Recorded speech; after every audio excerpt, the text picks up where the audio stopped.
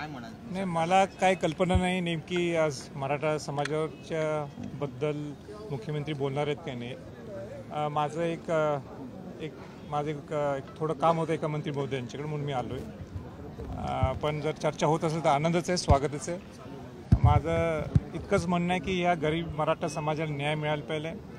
हा मराठा समाजाचा विषय ऐरणीवर आलेला आहे.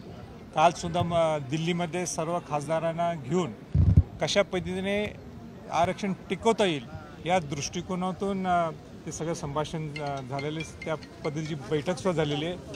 आणि म्हणून मी राज्य सरकार आणि केंद्र सरकारने सुद्धा व्यवस्थित पावलं टाकावेत जेणेकरून हे मराठा समाजाचं आरक्षण टिकेल.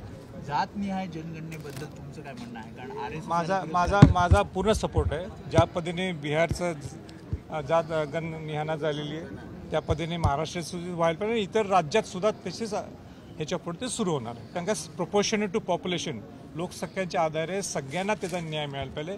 मग ते मराठा समाजाचा विषय असेल, ओबीसीमध्ये असेल, किंवा ओबीसीमध्ये सुद्धा थकथक आहे की आम्हाला आरक्षण मिळत नाही, आम्हाला आरक्षण असलं तरी आम्हाला त्याचं युटिलायझेशन होत नाही.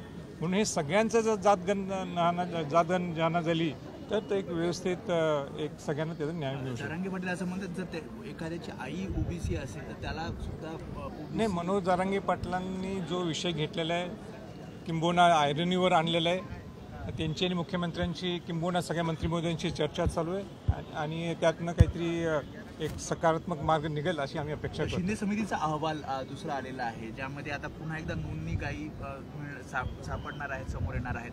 तुम्हाला काय वाटतं यानंतर कुठला पर्याय समोर येईल? कारण 24 तारखेचं एक अल्टिमेटम जरांगे पाटलांनी नाही, म्हणून आपण वेट अँड वॉच ठेवू. आता आज मी अजून तो जो काय शिंदे समितीचा जो अहवाल मी वाचलेला नाही आहे किंवा माझ्या कानावर आलेला नाही आहे.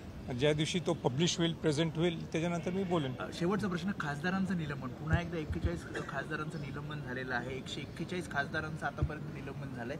काय वाटतं या सगळ्या संदर्भात? लोकशाहीत सगळ्यांचा अधिकार असतो आपलं मत मांडायचं. आता निलंबन एवढ्या लोकांनी जर निलंबन केलं तर लोकसभा आणि राज्यसभा चालणार कशी? म्हणून कुठला ते मध्यम मार्ग निघावा असं माझी अपेक्षा. असं वाटतं तुम्हाला? हुकुमशाही मी सध्या खासदार नाही आहे म्हणून नेमकं सभागृहात काय चालते हे मी स्वतः माझ्या डोळ्यांनी पाहिलं नसल्यामुळे मी त्याच्यावर भाष्य करणं मी उचित समजत नाही. पण लोकसभा असो किंवा राज्यसभा असो, खासदारांना संधी द्यायला पाहिजे बोलायला.